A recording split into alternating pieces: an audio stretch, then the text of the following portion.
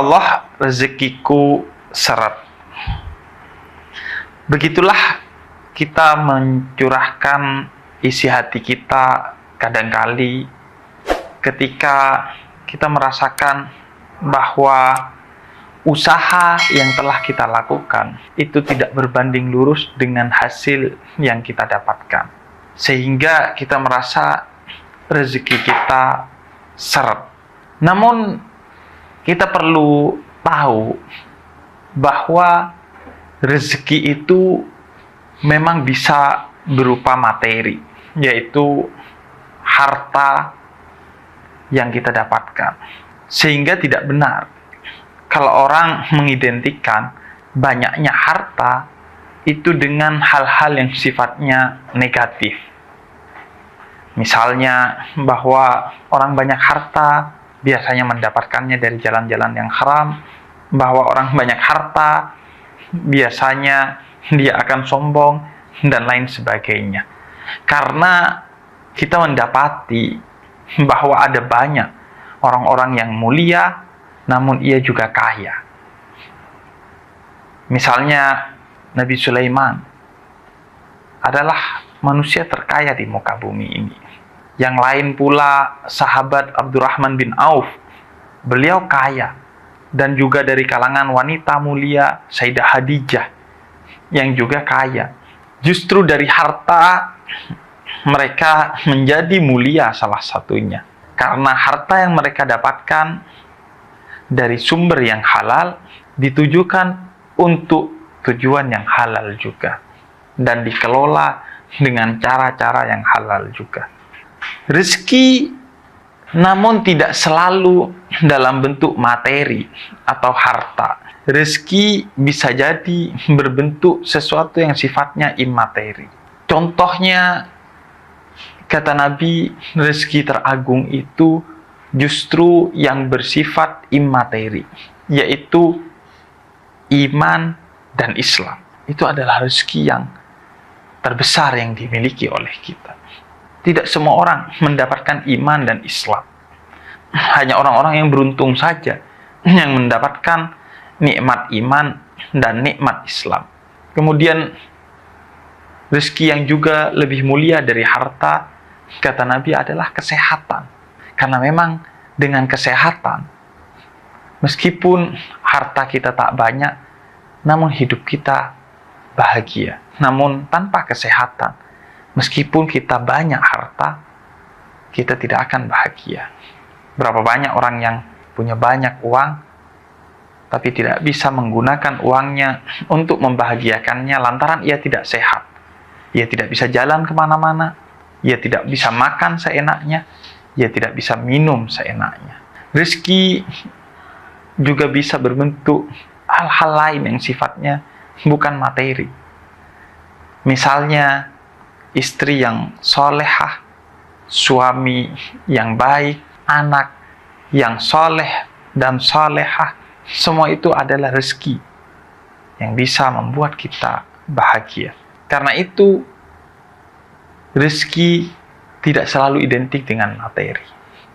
Bahkan bisa jadi rezeki itu dalam bentuk rasa sakit, kejatuhan, kebangkrutan, dan segala bentuk bencana. Jika memang dengan itu justru kita diingatkan oleh Allah untuk kembali ke jalannya, atau dengan itu kita justru rendah hati dan menjadi hambanya yang mulia. Karena itu para kekasih Allah, yakni para wali dan para sufi, justru khawatir kalau dalam hidupnya ia selalu diberi kenikmatan-kenikmatan yang sifatnya material dan duniawi. Karena mereka khawatir Allah tidak sedang memperhatikan mereka, sehingga dibiarkan mereka hanyut dalam kenikmatan itu. Karena seringkali kita lalai kepada Allah lantaran kita mendapatkan kenikmatan. Saat gerimis, kita ingat mantan. Justru saat geluduk, baru kita ingat Allah dan beristighfar. Karena seringkali kita justru dekat kepada Allah saat kita ditimpa musibah. Karena itu musibah bisa jadi jalan rezeki kita. Karenanya mereka, para kekasih Allah itu khawatir kalau tidak ditimpa musibah dalam keadaan yang panjang. Dan mereka berdoa, ya Allah undur ila abdik. Ya Allah, lihatlah hambamu ini. Karena orang yang semakin dekat kepada Allah, justru semakin diuji oleh Allah. Jangan kira kamu dibiarkan mengklaim beriman kepadaku, sedangkan aku tidak mengujimu dengan ujian yang bertubi-tubi. Begitu kata Allah dalam Al-Quran. Karena itu, musibah bisa jadi ia rezeki kita. Jika itu adalah bentuk teguran dari Allah yang menyebabkan kita insaf, dan jika itu yang menyebabkan kita semakin dekat kepada Allah. Sebagaimana musibah yang menimpa semua nabi. Di antara yang paling tersohor adalah Nabi Ayub dengan beragam musibahnya yang justru menyebabkan Nabi Ayub mendapatkan kemuliaan karena musibah justru menjadi jalannya untuk selalu dekat kepada Allah. Karena itu, kata Imam Az-Zurnuji, jangan kamu anggap bahwa seretnya rezekimu itu karena sesuatu di luar dirimu, melainkan sesuatu itu karena tingkah lakumu sendiri. Sedangkan Allah itu maha memberi rezeki kepada siapapun. Jika mereka yang ingkar kepada Allah, mereka yang kafir, ateis, agnostik, atau apapun namanya, tetap Allah beri rezeki, apalagi kita yang beriman kepada Allah.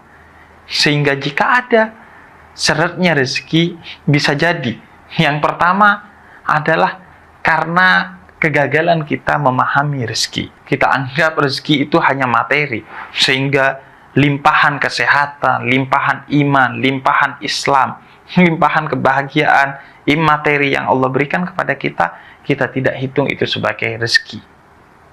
Padahal itu satu rezeki, dan justru bisa jadi materi yang menyebabkan rezeki itu hilang. Seperti seorang petani yang begitu bahagia menjalani kegiatannya sebagai petani setiap hari dengan segala kebutuhan materi yang tercukupi hanya sekedar pas-pasan, kemudian hilang begitu saja kebahagiaan itu saat seorang raja memberikan hadiah kepada petani itu dengan berkata, ini hadiah 100 dirham. Padahal isinya hanya 99 dirham, dan ketika ia hitung 99 dirham, dia kemudian bingung, yang 1 dirham kemana? Dan itu justru yang menyebabkan ia tidak bahagia. Padahal sebelumnya ketika dia tidak memiliki 99 dirham, dia bahagia. Tapi ketika diberi 99 dirham, dia hilang kebahagiaannya karena berpikir kemana 1 dirham yang hilang. Karena itu, salah satu pintu masuknya rezeki, kata Allah di dalam Al-Quran itu adalah rasa syukur. Sebagaimana Allah katakan dalam surat Ibrahim ayat ke-7. Pintu rezeki yang lain, kata Allah dalam surat An-Najm ayat 39, adalah hasil usaha kita. Bisa jadi rezeki tidak datang kepada kita dan terasa serat karena usaha yang kita lakukan belum maksimal. Pintu rezeki yang lain, kata Allah dalam surat Al-Isra ayat 31, adalah anak kita. Maka lahirnya anak itu adalah sumber rezeki yang lain, karena setiap anak telah ditetapkan oleh Allah rezekinya. Sumber yang lain dalam suratul Baqarah ayat 245 adalah sedekah. Karena dengan bersedekah artinya kita telah berkata kepada Allah bahwa jadikan kami sebagai perantara untukmu menurunkan rezeki kepada orang-orang yang ada di sekitarku. Karena itu sedekah, dia adalah sumber rezeki. Dan siapa yang rajin bersedekah, berarti dia rajin menjadi mitra Allah untuk membagikan rezeki kepada orang lain, sehingga Allah pasti cukupi rezekinya. Dan siapa yang bersedekah, dia dicintai oleh orang di sekitarnya, sehingga orang yang ada di sekitarnya selalu membantu dia ketika dia sedang kesusahan. Dalam surat An-Nur ayat 32, pintu rezeki yang kelima adalah menikah. Karena dengan menikah artinya dua orang dengan dua rezeki yang berbeda disatukan. Dan dalam surat Hud ayat ke-6 Allah katakan, rezeki itu ada yang sudah dijamin oleh Allah. Mau usaha ataupun tidak usaha, rezeki itu ada. Sebagaimana seorang bayi yang meskipun dia diam saja di dalam perut ibunya selama 9 bulan, ia tetap mendapatkan rezeki dari Allah. Dan ini juga sekaligus motivasi bagi kita, bahwa jika saat menjadi bayi di dalam perut ibumu saja Allah menjamin rezekimu, apalagi saat engkau berada di luar perut ibumu, kamu bisa berusaha semaksimal mungkin, maka jangan khawatir dengan rezekimu. Dan yang ketujuh, kata Allah, sumber rezeki adalah istighfar. Sebagaimana Allah katakan dalam surat Nuh ayat 10-12.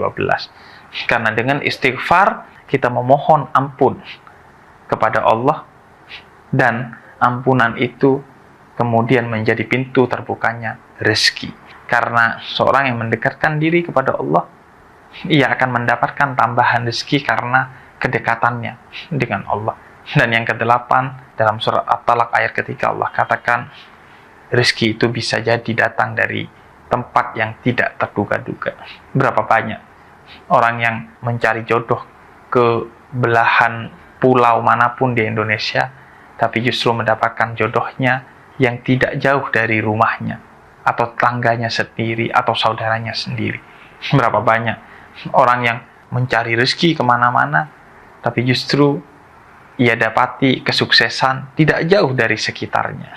Dan jika rezekimu seret, kata seorang ulama, yakni Imam Muhammad bin Abdurrahman Al-Husaybi, ia pasti dari tingkah lakumu sendiri.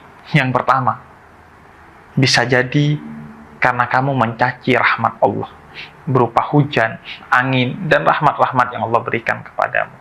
Maka kita diajarkan oleh Nabi, ketika hujan turun, angin datang, jangan kau hujan, karena itu adalah rahmat dari Allah. Dan yang kedua, mengutip apa yang disampaikan dalam riwayat Imam Ibn Abbas, bisa jadi rezekimu seret karena kamu menolak untuk berbagi hal-hal yang menjadi kebutuhan dasar bagi manusia, seperti air, pangan, dan kebutuhan-kebutuhan lainnya. Karena itu berbagilah, karena berbagi justru menjadi sebab rezeki yang Allah berikan kepada kita. Dan yang ketiga, kata beliau, bisa jadi rezeki itu tidak sampai kepadamu dan seret karena kamu terlalu banyak tidur, terlalu banyak leha-leha dan minim usaha. Dan yang keempat, bisa jadi lantaran kamu zalim kepada orang lain, sehingga Allah murka kepadamu dan Allah boikot rezekimu. Dan yang kelima, bisa jadi karena zina dan maksiat yang kau lakukan. Kemudian selanjutnya, yang keenam, bisa jadi karena kamu curang dalam jual beli. Kamu mengira dengan curang dalam jual beli itu akan menambah pundi-pundi materimu, tapi kamu lupa bahwa itu akan mengurangi pundi-pundi rezekimu. Bisa jadi hartamu bertambah, tapi kebahagiaanmu jauh berkurang. Dan yang ketujuh, karena hianat kepada orang lain. Mungkin kamu berpikir dengan mengkhianati orang lain dalam satu proyek, sehingga kamu mendapatkan besar limpahan proyek itu membuatmu mendapatkan rezeki yang banyak. Padahal itu hanya mendapatkan harta yang banyak bisa jadi, tapi bukan rezeki yang banyak. Dan yang terakhir, kedelapan, rakus. Rakus dalam logika manusia, mungkin itu akan membuat hartamu bertambah. Tapi dalam logika Allah dan Rasul-Nya, rakus justru membuat rezekimu hilang, meskipun hartamu banyak. Karena itu, Islam mengajarkan kepada kita bahwa rezeki memang bisa jadi harta, tapi rezeki utamanya ia bukan harta, tapi ia adalah sesuatu yang sifatnya pemberian dari Allah, yang akan membuat kita damai, akan membuat kita bahagia, akan membuat kita semakin dekat kepada Allah. Maka apapun yang membuat kita damai, bahagia, dan semakin dekat kepada Allah, itu adalah rezeki yang harus kita syukuri, yang harus kita sadari, sehingga kita tidak lalai. Ketika Allah berikan rezeki dalam bentuk kebahagiaan dan kedekatan kepada Allah,